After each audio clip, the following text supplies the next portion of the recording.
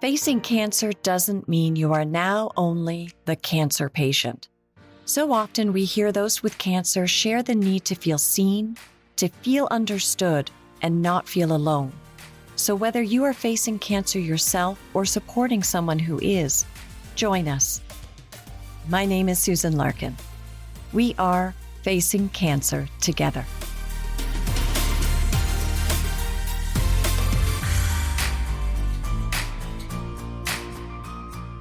When treatment is done, people around you, including coworkers and bosses, may feel like you are now back to normal. But side effects can last much longer after treatment ends. Dr. Christine Maheu and Maureen Parkinson, co-directors of Cancer and Work, will join us to share best practices. But first, let's hear from some of our guests on their experiences, on what worked and what didn't work as they got back to work.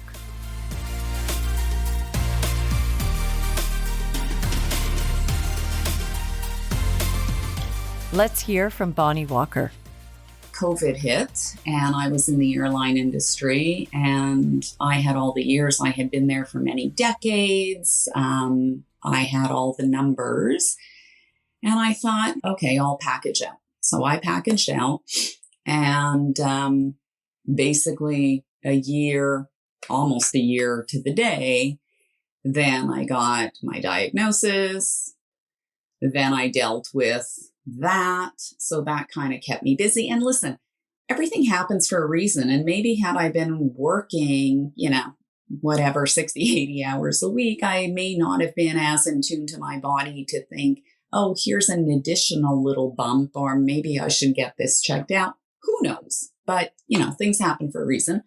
So I basically went through the treatment, all of that. And then treatment was over and I felt okay. And I thought, there's nothing more in the house left to paint. I mean, I was to the point where I was walking around the house with a paintbrush looking for things to touch up and to do. And I just thought, I need to find me. Because I haven't been me for the past year and a half. So as crazy as it was, 1 month after chemo, I went out on a job interview and I thought, okay, not a little part-time thing, not whatever. I went back to, I'm going to jump right into the deep end, go back to having a team, go back to doing all of that, learn something different, learn something new. And part of it was just to prove to myself that I was still in there after everything I had been through. You don't know, and every person is going to be affected differently. Did I have all the energy I had pre? Probably not. Did I have all of the, mental capacity? Probably not. But at the same time, I was so ready to learn something new and to do something different. And mind you, there were days where I would get home and go, what the hell is wrong with me? Why have I done this? Like, oh my God, I'm too old to be learning new shit. But at the same time, it was proving to myself that I could. What was that first day like? It was fine. I mean, I kind of laughed and I felt like a fraud because I'd go in and, people would go, oh my God, I love the color of your hair. And I'm like, yeah, you can have it too. I can lend it to you after when I'm done with it. I didn't hide anything in the interview process. I told them I had been through chemo. I had been through whatever. They knew my situation. It was not, like I told the girlfriend, I said, I may not get the job because they may think, do we really want to hire somebody who's just been through chemo? Maybe they're going to be off again, But they knew me from my previous position. And so I think that, hopefully helped a little bit in the decision as well. But it was basically, I laugh and I say, I was hairless, titless, nailless. I mean, and here I am applying for a job. And here I am applying for the job and going, okay, well, we'll make the best out of it. And I would not walk in and say, "Oh, hi, I'm the new manager of the department, and I'm a, chemo patient or whatever." But I didn't hide it either. So if we had those conversations, like, if somebody would comment on the hair, this or that, I would kind of slowly bring it into the conversation and say, "Well, you realize this isn't my hair." And they'd look at me shocked and say, "Well, what do you mean?" "Well, I have no hair right now because I just finished chemo last month." So again, not a secret, but it wasn't, "Hi, I'm Bonnie. I'm a cancer patient." Let's hear from Natasha Ward. You mentioned that you're starting to thinking about going back to work. How are you feeling about that? How are you feeling about going back to work? I'm excited because I miss it. I do have some, anxiety maybe or worries that, will I be able to do a 40-hour week? I start off my day pretty energetic, and by afternoon I get a little bit tired, and I think that's just, one of the side effects. But I feel like I'm almost there, like in terms of I can do a lot of things throughout the day. Like I'm getting there, so every day is better. Um, my work is super supportive, so I'm looking forward to going back. I've prepared myself for going back. I've taken some return to work workshops that are specific for cancer individuals. So that's been super helpful because you also have to deal with like some things like the brain fog. I'm also taking a class on brain fog as well, just for some tips on how to handle different situations. So I'm preparing for likely a gradual return so that I don't jump right into 40 hours a week. So I think that approach for me will be beneficial for myself and for my workplace. But they're super, super supportive. That's great. You talk about brain fog. It's so real. Mm-hmm. Have you started to think about, what are you going to say to your coworkers, or how are you going to, again, there's oftentimes people who haven't been through this think, "Oh, you're done treatment. You're back to normal. So great to see you again. Let's jump right in." What have you been thinking about for that approach? Well, I do have a great manager, and I think some people like to keep it private, but I guess it all depends on your work environment, your work culture. My work environment and culture is pretty open and, uh, like I mentioned before, supportive. But I think being transparent about some struggles. Um, I think for the first part, I might start kind of writing a little bit of a journal to see what is difficult for me, and those could be like things that I could focus on, bring up to my manager, and we can sort of discuss how we can make things easier for the transition and going forward, how to work on those any issues that I might be having. So, but yeah, I think for me, I would just be open, right, and just be, and I think I know that my team too, if I was struggling, let's say the client presentation, they wouldn't let me fall. They would just jump in and kind of like help out, right? So, but definitely keep a journal of things and meet, weekly, because it is going to be a little bit of an adjustment for sure. Like it is going to be, but I think I need to be, for my case, I need to be transparent with my manager, and she, we've been in contact over the last 14 months. Yeah. So they know about my journey. Let's hear from Melanie McDonough. My husband says I'm like an energizer bunny. Like I'm always on the go. I don't sit for too long. So I think I was anxious to get back to work and have a little sense of normalcy, of like a day-to-day routine. I'm very much like a routine person too. And as weird as it sounds, it's like work is pretty routine and like kind of takes up a big chunk of the day too, right? So when I'm working or when people work, there's a purpose. versus when you're in treatment, you wake up and every day there's there's a purpose of healing and recovering, but no chunk of the day that's attributed to something that has to be done, I guess. So I was excited and anxious to get back to work in a positive and negative way. So some things like my brain fog or fatigue made it difficult for me to sit at a computer and flip through screens. It took a lot out of me. Now thinking back, I was rushing myself. I did go back in August 2022 and worked till November doing not my actual job, not the customer service role I do, but a different job. And that went well, except when my work said, now you have to go do your old job, I was unable to. So I don't want to say that was a failed attempt at back to work, but, I didn't quite make it. So then they wanted to do an assessment. My insurance company through my work said, let's do an assessment and see what you can and cannot do. And then we'll get you back to work. And this assessment felt like it took forever. It went from December till March. And then we retried, and I was anxious then because I felt like, the previous attempt didn't go so well, but I made it back. So in March, I started the gradual return to work, and I had a occupational therapist as well that joined my team, I guess. And we all kind of made a plan of what my physical, cognitive, and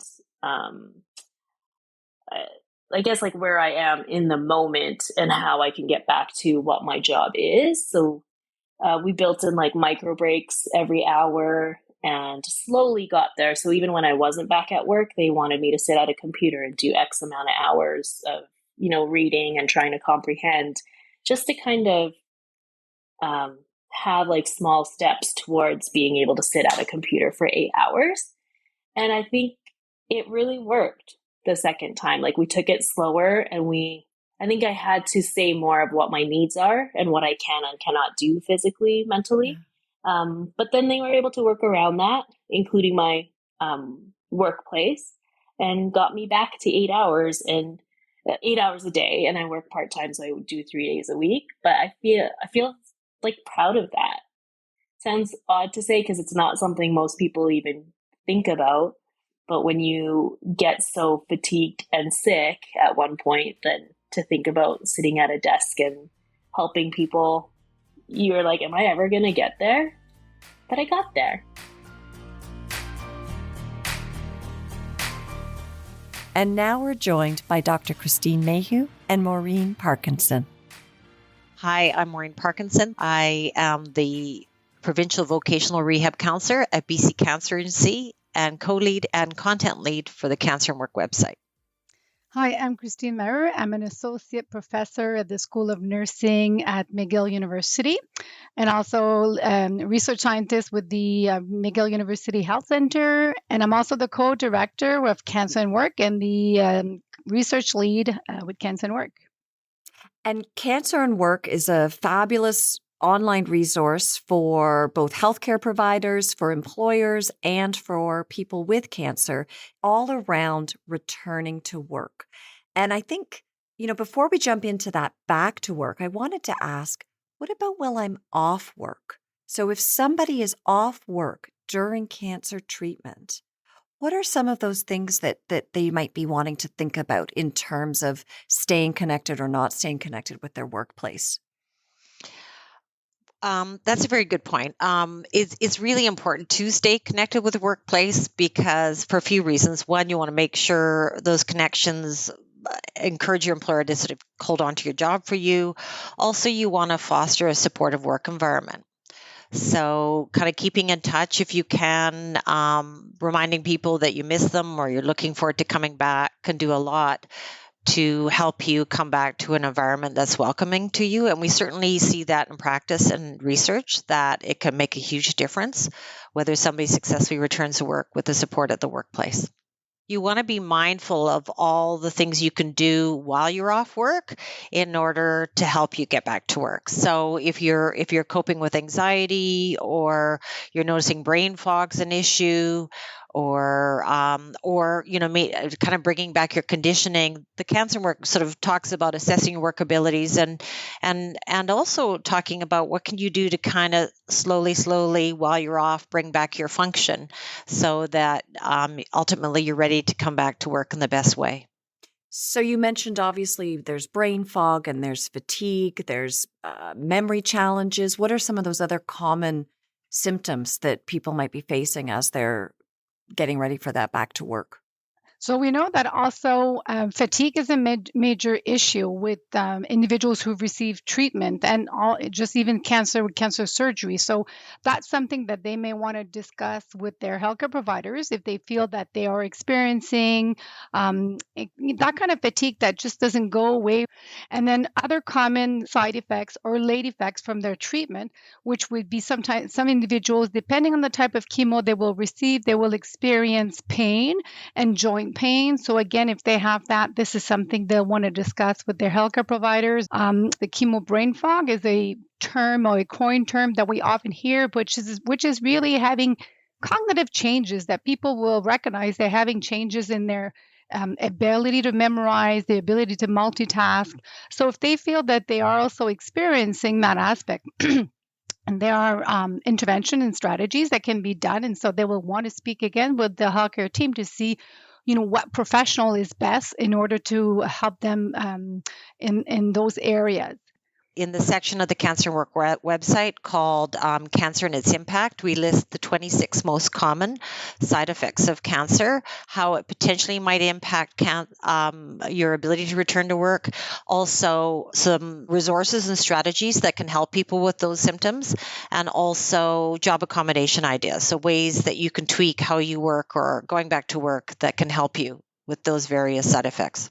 It almost sounds like I sound like it's like training. It's almost like I'm in training for something. So what are some of those practical examples that someone might find on the website be?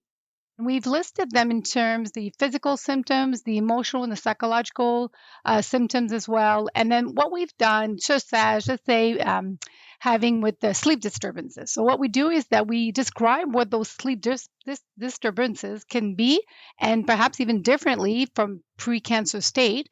And then we describe what is it that you can do in terms to assist to help you improve on those, let's say with the sleep disturbances or the fatigue. We talk about fatigue because it is the number one side effect. And of course, there are many other side effects. So fatigue might be taking rest breaks. I think of brain fog, absolutely having brain rest breaks, regular rest breaks, avoiding distraction at the workplace, avoiding interruptions. Those would be examples of common job accommodation ideas that would be out there. But there's many, many more. So we encourage people to look at that section. Mm-hmm. So if I'm thinking about going back to work, someone's, they know that they've got brain fog, they know that they've got fatigue. How do you start those conversations with your employer? If you're thinking, I really want to try less interruptions, and maybe your work environment, is a social environment, maybe it's difficult. How do you broach those conversations? Well, there's a few parts to it. When it comes to the law, ultimately it's up to the employers to duty to accommodate. It's usually triggered by a doctor's note saying somebody has a restriction or limitations, and then there's the potential. But there's limitations to the law policy in terms of duty to accommodate. So we have within our website the 10 steps to return to work. And part of, communication with the workplace is to sort of keep in contact and maybe to float it out there if they feel comfortable. Sometimes people don't. So you gotta kind of figure out what people feel about comfortably saying. But ultimately, if you need an accommodation, you're going to need something medically saying that's a restriction and limitations. Also, I think related to that is I would broach if you find something like, on the classic love one is like a lunchtime nap, and that might be the difference between making it through the day. Certainly, you could say this is the difference between me working full day, but also, you can sell it to employers and say, this actually means I'm going to be way more productive in the afternoon and less cranky. And so, again, sort of saying this is something I've sort of worked out that's going to help me be, a better employee for you, because ultimately employers want it to work for them as well. So I'd encourage that. And if I can add as well, on our website, we have tools that also can assist individuals when they're planning their return to work, but also back at work. And one of them is the cancer-related fatigue tracking tool and the Energizer Drainer tool. And what those tools does is that, let's say the individual is recognizing that they're having these levels of fatigue, and they're worrying about, how will that, how will I deal with this at work? So first they have to get to know themselves and know when is it that they have the most fatigue. So by completing the cancer-related tracking fatigue tool, they can start assessing, when is it during the time of the day that I experience the most fatigue and less, and then using the other tool, the Energizer Drainer, they can identify what is it that certain activities that they do that actually will give them energy versus draining them and making them more fatigued. So by having that additional insight in terms of for themselves, what, where the time of the day they're fatigued, what is it they do during the day that will,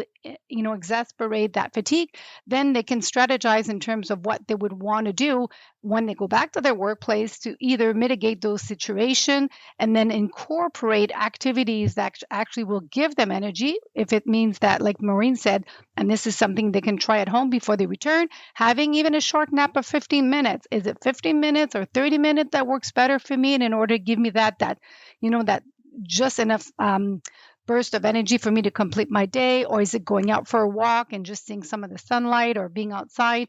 And that will be part of, when they start drawing up a return to work plan, that they can start incorporating that into their return to work plan, where they will know in advance, strategies and plan that they have put in place. So when I feel tired, this is something that I can do. That's great. It's just checking it out before you even get back there to see when you get tired and what's going to help you boost your energy. It's a lot of pre-work. Mm-hmm. And what about communication with your coworkers? I'm just imagining, I'm working away and it's, super busy, and I look over and my colleague is off having a 15-minute nap, and I'm thinking, well, wouldn't I want a nap too? Like, how do you avoid that potential misunderstanding, which can lead to that more negative environment in the workspace? There's two parts. I think in a perfect world, you have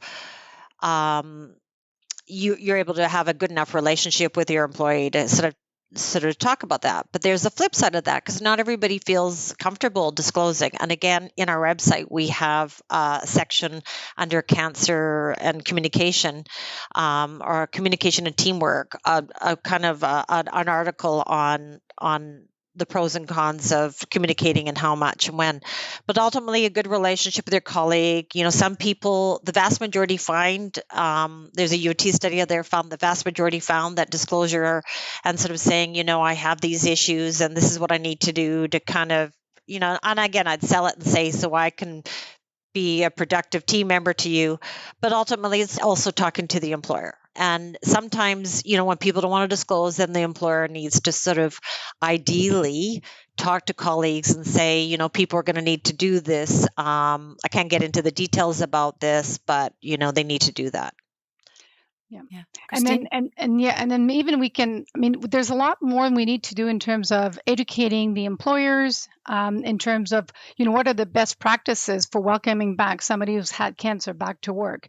And providing that education is also educating the employers how to communicate that to the employers and to the colleagues that this individual is coming back. They have a medical condition that at this point they don't have to disclose if that was their choice, but that perhaps that they have medical documentation that also supports the need for individualized resting period, so that this person is not being lazy or trying to do less work.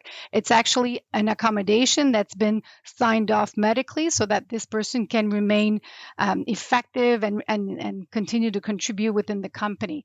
But a lot more needs to be done to help the employers recognize that somebody who's had cancer and coming back to work, there are unique issues that can be different than somebody coming back from work after a back injury or even for other kind of reason. And Maureen, perhaps you want to tell that story of the banana cake about keeping good relations. Well, I always do the banana bread. So I had one came up in a counseling session where an employee was worried about lack of support from our workplace. So we talked about how could we try and foster a supportive workplace so that they weren't trying to get rid of her. So we talked about something about her taking in banana bread and saying, hey, you guys, I miss you. And here's a little gift because I'm thinking about you, as a way. We kind of thought something psychologically, it almost causes cognitive dissonance in somebody if they're eating a gift from you in terms of how they feel about you. So kind of doing that. Then it came up in my group. Well, if I send in the banana bread, they'll think all I'm doing at home is baking all day. Although I would argue that actually could be part of your work hardening. But the return to work group that I do said, well, maybe you come and you bring in banana bread and say, I really wish I could have brought you in my own home baked bread or a nicer bread, but I couldn't make it because I was too tired. And I also wish I could have bought it from a nicer place, but I'm on a fixed income because a lot of people think, oh, they're off. But, most people, even if they're the privileged 30% that's getting long-term disability, because that's only 30% in Canada get it, are in a reduced income. Yeah. And so it's financially, it's not easy to be off work and sick. So it was an opportunity to educate people just albeit very subtly about, I have fatigue and this isn't easy, financially. Yeah. And what about people that need to financially work through cancer treatment? Mm-hmm. What kind of, yeah. So in a perfect world, it's cooperation is working with your healthcare team and really advising your healthcare team about can they accommodate your schedule. So as much as possible. And part of that is also an accommodation by your employer and also knowing yourself and having a good conversation with your oncologist about what to expect. So ultimately people could plan. And so it's really a good discussion about what am I going to expect down the road. So ultimately plan, and then having the cancer system ideally accommodate somebody in terms of working around their schedule, and then having a good conversation with their employer about how can that be accommodated. Can they come in later? Can they make up for time? Can they have sleep? Can they do distance work? That type of thing. There are similar issues for individuals who have their own businesses, and it's harder for them to take any sort of leave if it is, without having an impact on their business. Or if it's a business that has employees, they don't want to close down the business because that has a greater impact on the others. And so, and even for those who are an employee who have to remain at work because let's say they have no sick leave benefits, and so and they can't afford to take, it's the return to work plan discussed with their medical team and having to put medically recommended accommodation is still in place because they have no sick leave benefits or they can't even take the reduced salary. They can engage in a discussion with their employer to say, I have to remain at work for all these financial reasons, but my doctor does recommend that I, don't do more than 4 hours a week or a day, let's say, and, having that discussion, that's highly recommended. So that would be for one of those aspects. For the self-employed, what we had found is that, for those who had no choice but to remain at work, they work with the healthcare team to say, okay, I'm a self-employed individuals, although, everybody said nobody asked them, like they were just going around with their treatment and say, hey, wait a minute, I'm working. Can we work around my work time schedule? And then they did. Most healthcare professionals team try to accommodate as much as possible the self-employed by, let's say, giving them all their chemos on the Friday afternoon so that they would have that 2 days to recuperate. And then for others, it was coming up with little kind of strategies where to explain to their clients why they either were working less hours, just saying they had a medical condition they were going, but they would still be there. They will do the work, but instead of coming in for full 8 days, for full 8 hours, I'll coming in for 4 hours. So they would organize their own accommodation in their workplace. But definitely, it just means that, for those that have to remain at work for the financial reasons, they also would want to look to see what sort of financial assistance they can have at their workplace and what sort of financial assistance also exists within the government. So we know there's unemployment insurance for the sick leave, which has been extended now from 15 to 26 26 weeks. And that's for the employees. For the self-employed, then they have to buy into this private insurance government from Health Canada, Service Canada. So it's the same thing. They would get their 26 weeks, but it comes with a high fee per month that you have to buy in. So not everybody does it. I think the bottom line is, depending on treatment, sometimes you can't predict what's going to happen. And I think, again, that's a candid conversation with your oncologist about ultimately, what to expect.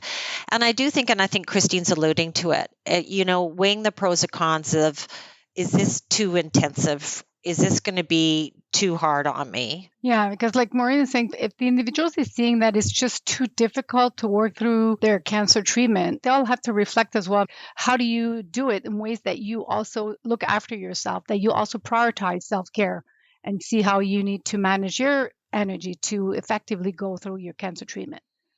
It all boils down to what's the physician saying, what your caregiver's saying. So your medical caregiver. So ultimately, the decision to stop working and the decision around restriction limitations, you're not going to be supported to take time off work or get insurance and things like that unless it's a physician saying yes. They're recommending this. It's a lot of work. It's, I'm listening to you, to both of you, and I'm thinking, I need to talk to my employers. I need to talk to my care team. I need to do my self-assessment and see how I'm feeling, look at my finances, talk to, a partner or family who's going to be impacted by these financial decisions. And I'm going through cancer treatment while I'm doing all of this. You must see this, Maureen, in some of your support groups of people just saying, I'm really tired. What do you say to those people who need that little bit of energy or support? Well, I first of all, I think there's certain things that you can do at certain times. So like in the early days, it's about disclosure and asking around benefits and things like that. And most commonly, I don't sort of tend to have conversations around return to work until you can start thinking about it ahead of time and be mindful, but the bulk of the work happens your post-treatment. So I think the timing of this works really well because, you're busy we're keeping you busy during treatment, but it's in that recovery. And then I think it's a pacing thing. Like it doesn't all have to happen yesterday, but and I, again, in the return to work groups and I kind of say, I could fill your time up, no problem with things to do. And that can be your own little version of work hardening. Like that can be, your own graduated work simulation where we'll slowly expose you to things or to get involved with things that will slowly build you up. But absolutely you want to pace yourself. Sometimes with some people I say, well, just look at it half an hour a day, like Monday to Friday, treat it like a job and then put it away. You've done it. And then slowly bit by bit increase. So, and the advantage of that is it is a form of work simulation in terms of slowly getting you used to doing desk work. It's also a form of assessment.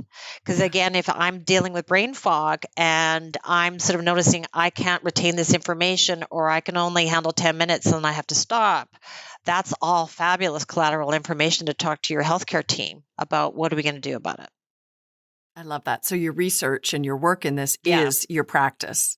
I love this University of Toronto study by Stewart, where they talked about the vast majority found disclosure was helpful, 70% regretted it. 17%. So you can't, you need to really gauge your environment. Maybe some people need to know, I'm dealing with fatigue and I need this, but does somebody who's in the floor below need to know the nitty gritty? And I always, if you don't want to get into disclosure with your colleagues, for example, the classic thing you can say is, and I think it's important to say, thanks for checking in with me because you want to maintain that relationship. But do you mind if we don't talk about it? I want to just put it behind me. So it's a nice way and most people will be relieved that you're saying that. But I think it's great that you want to acknowledge that somebody's put an effort to check in with you, because I've seen a lot of cancer survivors that don't want to be asked, and there's a lot of cancer survivors that felt they were avoided. and weren't asked. So and it's all about thinking about, you want to create a collegial relationship for yourself and say, I miss you guys. Let's not talk. Let's put it behind us, that type of thing. If you want to, some people feel differently. They want to say, I want to talk about it because I want to educate them about how it's impacting me. And it's meaning making. Some people, I've had some cancer survivors that I want to educate people for the next cancer survivor or the next person that's dealing with depression or, other sort of types of invisible disabilities that people may misinterpret. Yeah. And you're right. It's so many invisible disabilities. That's, I think, the big thing is there's this thought out there that, treatment's done. That's it. Everything's back to normal. And these symptoms that people have are invisible and can last for a long time. And I'd like to comment on that. In our return to work planner, we have, looking at experience, but also looking at the return to literature. Just because somebody's resumed return to work full hours doesn't mean that they're not struggling. So we encourage managers to keep checking in with people well after their full return to work. Because, keeping that communication sort of like that monthly or weekly communication going so you can continue to problem solve and not assume that somebody's suffering, or not assuming that somebody's okay and you're having people suffer silently. Yeah. It's not just only about returning to work after cancer, but it's also maintaining work once you're back at work.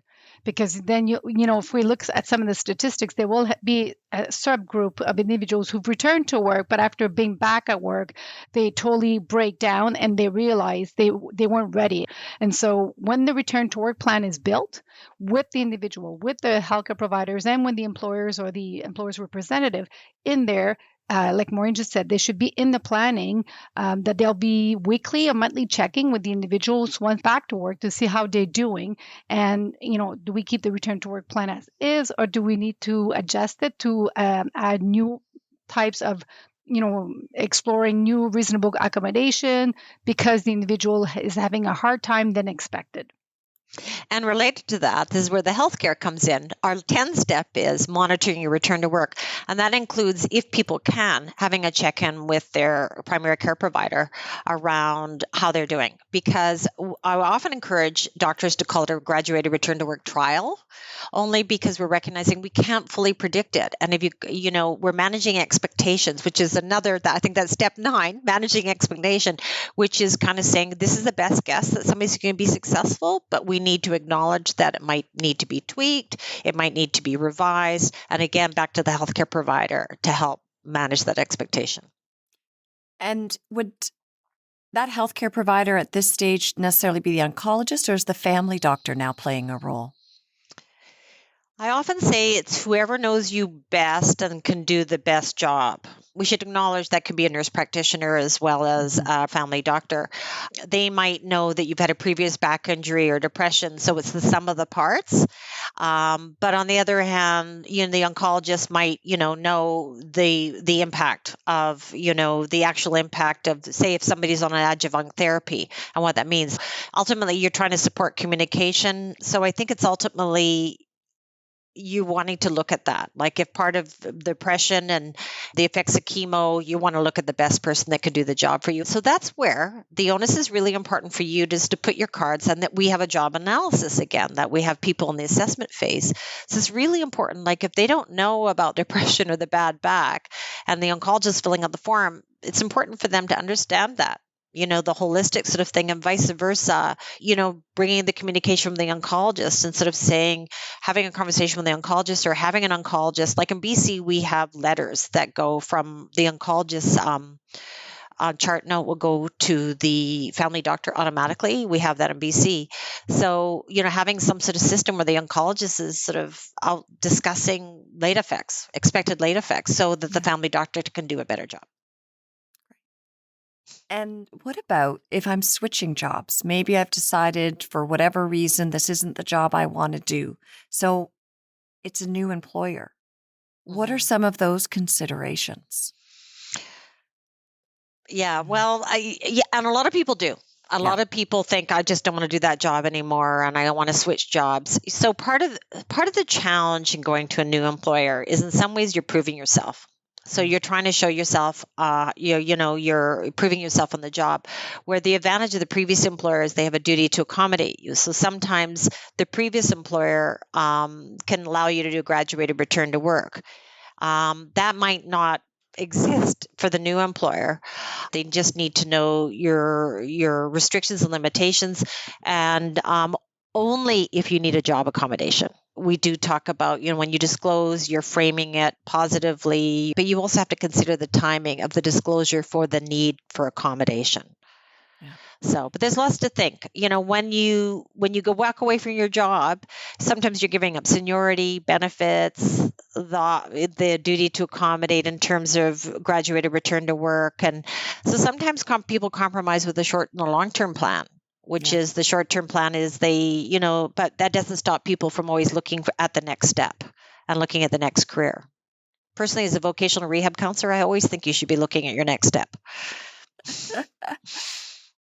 It's been such a wonderful conversation. So I definitely want to mention that the website we've been referring to a few times throughout this conversation is cancerandwork.ca, and the "and" is spelt out. And of course, check our description for this podcast episode, and we'll make sure that the link is in there.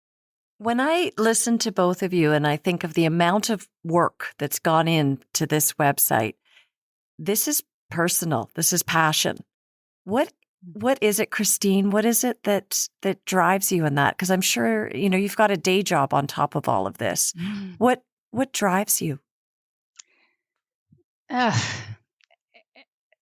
What drives me is I get emotional about that, but every individual who gets a cancer diagnosis, I feel it's already a hardship. It's already hard just receiving a life-threatening condition diagnosis, that the last thing you want that individual to also worry about is, will I keep my job? Can I go back to my job? Will it have a financial impact? The psychological impact of having a cancer diagnosis and living with cancer, afterwards with cancer is psychologically and physically difficult. I'm a healthy research individual and a nurse by profession. How can I provide the best support so that they can focus on, regaining their life, getting back on track while they're going through the cancer treatment and learning to live with the cancer afterwards? And for me, it's information is power. Too often, particularly in my job, I might see people that are returned to work and struggling, and I honestly think, oh my God, if they'd had the information sooner, they wouldn't have had to struggle. Or particularly with insurance companies and things like that, having a knowledge around how that works means that they wouldn't be I can't tell you how many times I see untreated depression, for example, that's negatively affecting a return to work. And that just breaks my heart. I think if we can get people to the information sooner, then at least they have control. They have a sense of knowing about what their next steps are. I think people can't see your smiles, but I think everyone listening can hear the passion and the determination that the two of you have to make sure that folks out there facing cancer are supported back to work. And it's a beautiful resource, and it's so important. It's been so wonderful to have you join us today. Thank you for building this resource, and thank you for sharing it today. Thank you. In the Look Good, Feel Better workshops, participants often comment how much it helped to hear from others who were ahead of them in treatment. In our next episode, our special guests share their thoughts, what they wish they had known, and what helped them get through their cancer experience. Please share the Facing Cancer Together podcast with anyone in your life facing a cancer diagnosis or caring for someone who is. And if you're interested in learning more about Look Good, Feel Better and our workshops, visit us at lgfb.ca.